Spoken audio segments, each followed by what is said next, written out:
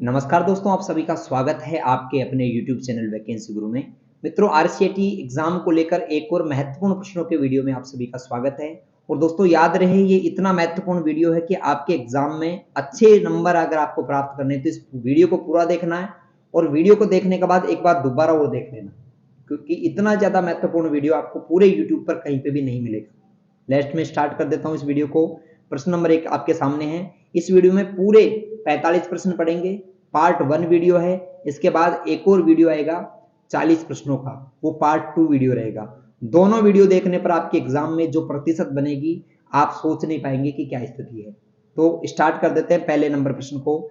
Email भेजने और प्राप्त करने, वेब ब्राउज करने, मूवी देखने आदि के लिए कंप्यूटर को क्या चाहिए? मित्रों, अगर आप ईमेल भेजना चाहते हो, प्राप्त करना चाहते हो, वेब ब्राउज करना चाहते हो, मूवी देखना चाहते हो, इसके लिए आपको इंटरनेट कनेक्शन होना आवश्यक है। तो पहले में ए सही जवाब है। दूसरा, इंटरनेट सेवा प्रदाता को विभिन्न रूपों में संगठित किया जा सकता है। मित्रों, इंटरनेट जो सेवा प्रदाता होता है, आईएसपी, इंटरनेट सर्विस प्रोवाइडर, वो विभिन्न रूप से संगठित किया जा सकता है। वाणिज्यिक समुदाय का स्वामित्व वाला, गैर लाभकारी, निजी स्वामित्व वाला, या उपरोक्त सभी। मित्रों, ये सभी प्रकार के हो सकते हैं। व्यापारी भी हो सकता है, गैर लाभकारी संस्था भी हो सकती है, निजी स्वामित्व वाला भी हो सकता है। तीसरा, आईएसपी का आमतौर पर प्रदान की जाने वाली इंटरनेट सेवाएं हैं। इंटरनेट सर्विस प्रोवाइडर हमें कौन कौन सी सेवाएं देता है? मित्रों, इंटरनेट सर्विस प्रोवाइडर हमें इंटरनेट एक्सेस करने और वेब होस्टिंग की सेवा भी देता है, डोमेन नेम रजिस्ट्रेशन और इंटरनेट ट्रैफिक जैसी सेवाएं भी देता है, यूजनेट सेवा और कलेक्शन सेवा भी देता है। उपरोक्त सभी इसका सही जवाब होगा। चौथा प्रश्न है, खालिस्तान एक उपकरण या प्रोग्राम है जो प्रोग्राम कंप्यूटर को डेटा संचारित स्थानांतरित करने में सक्षम बनाता है। यानी कि एक ऐसा उपकरण प्रोग्राम है जो कंप्यूटर में डेटा संचारित यानी इंटरनेट चलाने के लिए और डेटा को ट्रांसफर करने में सक्षम बनाता है। मोडेम कहलाता है। क्या कहलाता है मित्रों? मोडेम। कंप्यूटर में सूचना खालिस्तान में संग्रहित होती है। दोस्तों, कंप्यूटर में सूचना जो होती है वो कहां पर संग्रहित होती है? सूचना एनालॉग, डिजिटल फ्रेम, मोडेम या उपरोक्त सभी। इसका सही जवाब है डिजिटल फ्रेम में स्टोर होती है। अगला, टेलीफोन लाइनों में सूचना खालिस्तान में संग्रहित होती है। जैसे कंप्यूटर में तो डिजिटल फॉर्म में होती है, वैसे टेलीफोन लाइनों में जो डेटा होता है, सूचना होती है, वो एनालॉग सूचना होती है।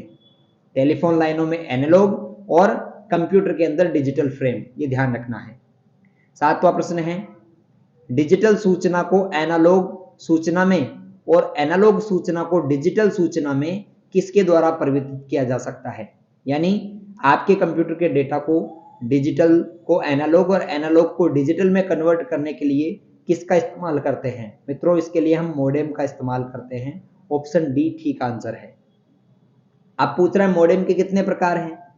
तो मोडेम के जो प्रकार हैं वो कौन कौन से हैं? देखो, मोडेम आंतरिक मोडेम भी होता है, बाह्य मोडेम भी होता है, पीसी कार्ड मोडेम भी होता है। तो उपरोक्त सभी मोडेम सभी प्रकार का होता है, पीसी कार्ड, इंटरनल, एक्सटर्नल। तो उपरोक्त सभी इसका ठीक आंसर है। नवा प्रश्न है, खालिस्तान उन सभी वेबसाइट्स और पेजों को दिखाता है जिन्हें हमने पहले देखा है।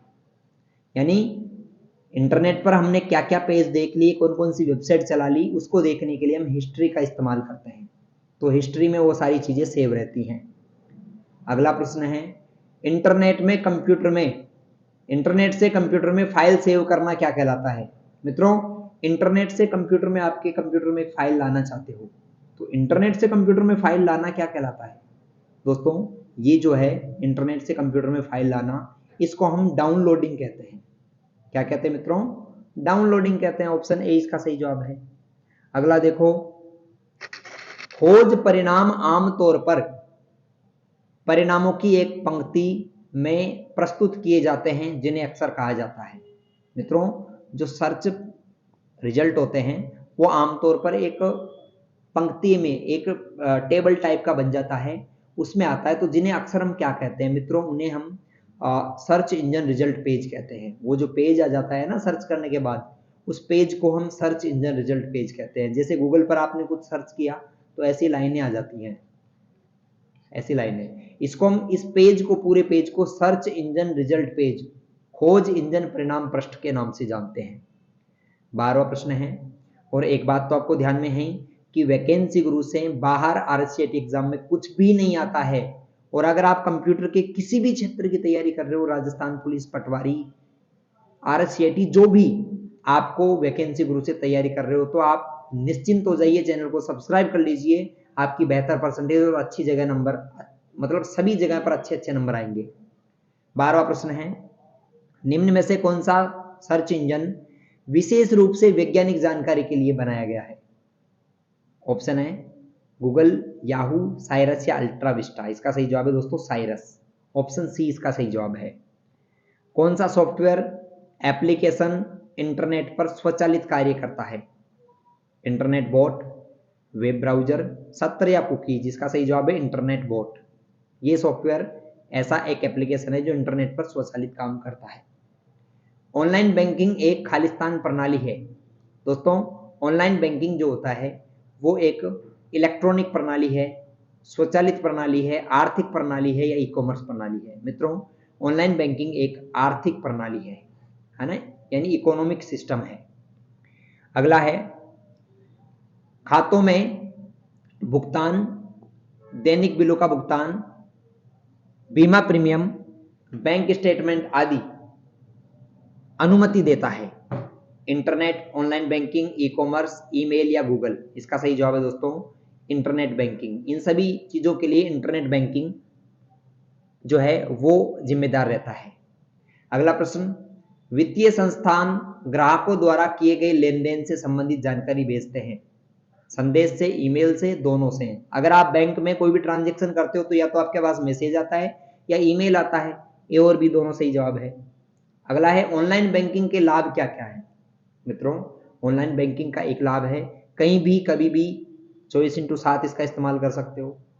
लेन देन पर कम लागत, समय की बचत और सुरक्षित होता है, बिल्कुल ठीक है। पैसा तुरंत स्थानांतरित होता है, उपयोगिता बिलों का भुगतान भी कर सकते हो, बिल्कुल ठीक है।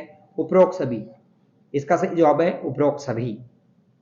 18वां प्रश्न, बैंक खाते कितने प्रकार के होते हैं? मित्रों, बैंक खाते चालू खाता भी होता है, बचत खाता भी होता है, आवर्ती खाता भी होता है, उपरोक्त सभी प्रकार के बैंक अकाउंट होते हैं। ऑप्शन डी ठीक जवाब।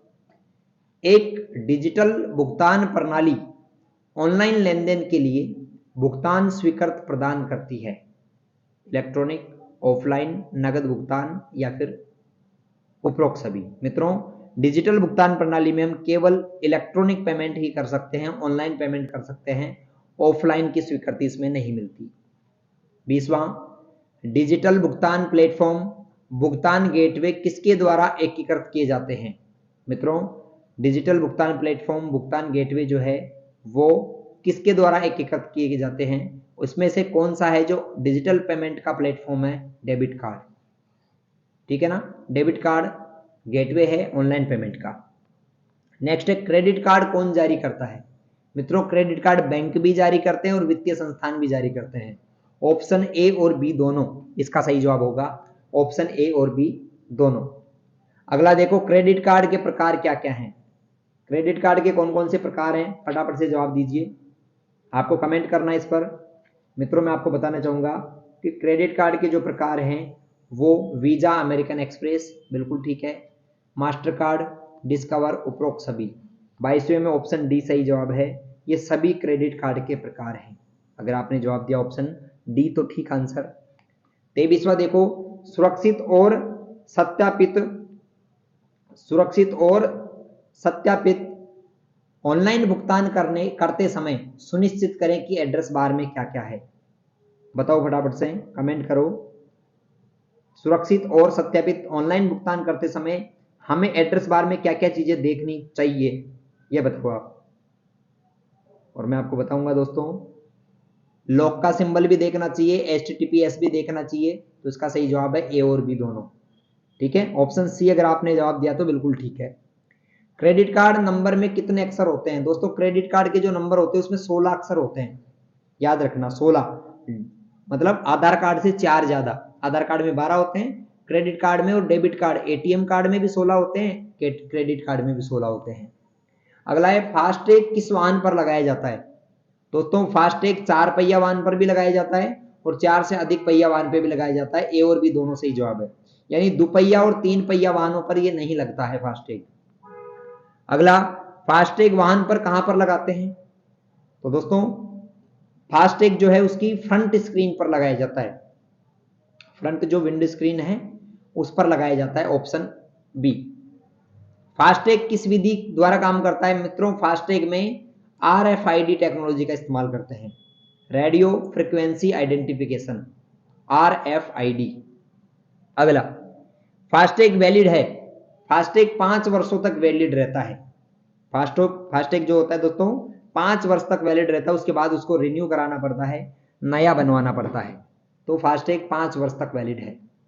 नेक्स्ट क्वेश्चन, भारत में फास्टैग सबसे पहले किस हाईवे पर और कब शुरू किया गया था?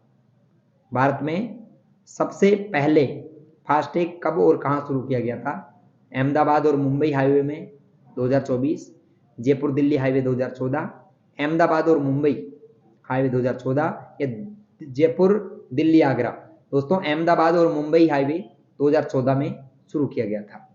इंटरनेट बैंकिंग सुविधा को क्या कहा जाता है? SBI बैंकिंग, नेट बैंकिंग, ई पेमेंट या SBI कनेक्ट?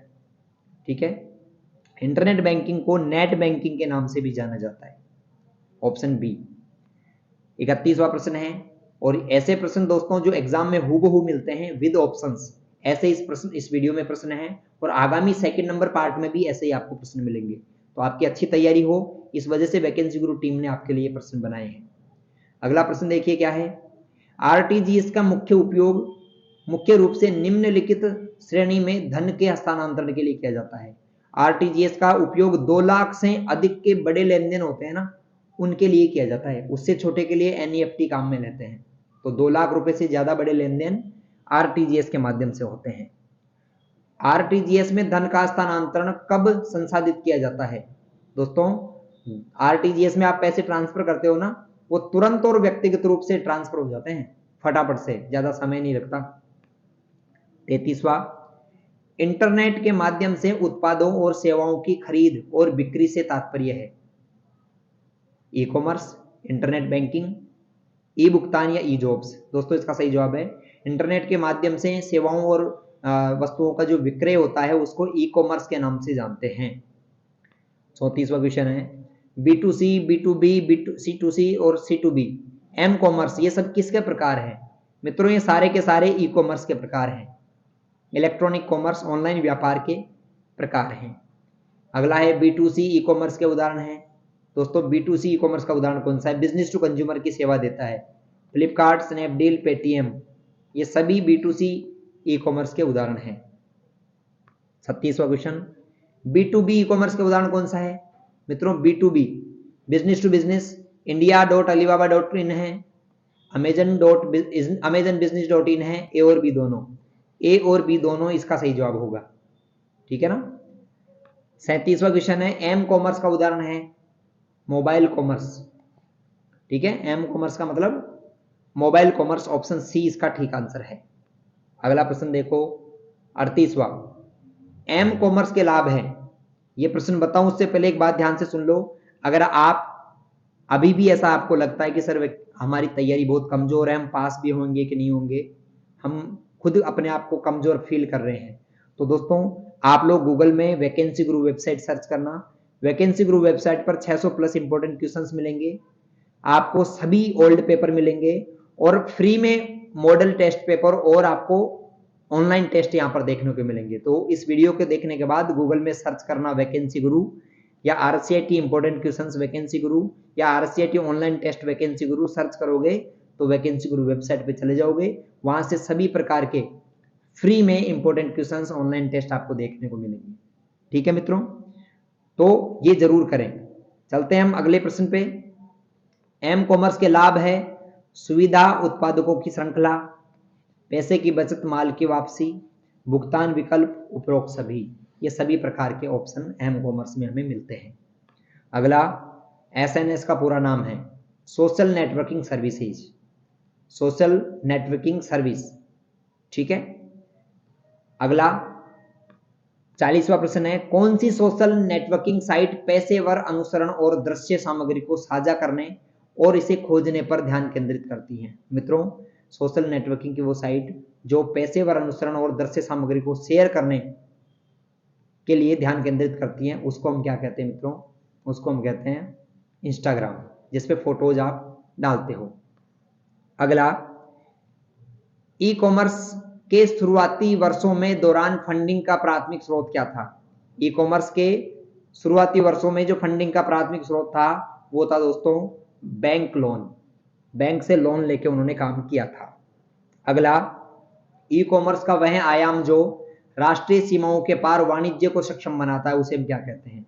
दोस्तों, ई कॉमर्स का वह आयाम जो राष्ट्रीय सीमाओं के पार जाता है उसको हम विश्वव्यापी पहुंच कहते हैं। ठीक है। अगला, ऑनलाइन शॉपिंग साइट पर शॉपिंग कार्ट का प्राथमिक कार्य क्या है? शॉपिंग कार्ट में हम दोस्तों जो भी सामान लेते हैं उसमें ऐड कर सकते हैं, ऐड टू कार्ट। तो उपयोगकर्ता इसमें क्या कर सकता है? खरीद के लिए चयनित वस्तुओं का भंडारण कर सकता है। कौन कौन सी वस्तुएं खरीदेगा उसको स्टोर कर सकता है। अगला, सोशल नेटवर्किंग साइट की प्राथमिक विशेषता क्या है? जो उपयोगकर्ता को चित्र साझा करने और वीडियो शॉट करने की अनुमति देता है। इसको दोस्तों हम स्टेटस अपडेट कहते हैं। सोशल मीडिया पे हम क्या करते हैं? छोटे छोटे वीडियो और इमेज शेयर कर सकते हैं ना, उसको स्टेटस अपडेट करना कहते हैं। और अंतिम प्रश्न है अंतिम प्रश्न देखने के बाद कमेंट करके बताना कि इस 45 प्रश्नों में से कितने प्रश्न सही हैं आपके। ठीक है। डिजिटल हस्ताक्षर संदेशों के लिए प्रदान नहीं करता। डिजिटल हस्ताक्षर संदेशों के लिए क्या प्रदान नहीं करता? प्रमाणीकरण करता है, गैर अस्वीकृति, ठीक है, गोपनीयता और ग्राहक सहायता प्रदान करता है। दोस्तों, इसका सही जवाब ये नहीं करता है की जगह करता है रहेगा यहाँ पर, और इसका सही जवाब रहेगा डिजिटल हस्ताक्षर संदेशों को प्रमाणित करता है, यानी ऑप्शन ए इसका सही जवाब है। ऐसे करके 35 में से कितने प्रश्न आपके सही हुए कमेंट करके बताएं। वीडियो कैसा लगा? अच्छा लगा तो लाइक कीजिए, अपने दोस्तों के साथ शेयर कीजिए। ऐसे ही मिलते रहिए वैकेंसी गुरु पर। सभी को नमस्कार, राम राम, जय श्री राम।